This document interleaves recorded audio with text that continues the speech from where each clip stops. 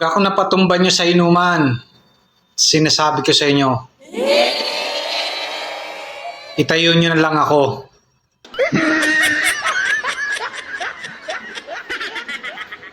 Pag kulay blue ang mata mo, iki-MGS ka. Pero pag pula ang mata mo, PDEA. Paisip ka kung bakit kanya kinumusta. Bigla mo nang alala, sahod mo na pala.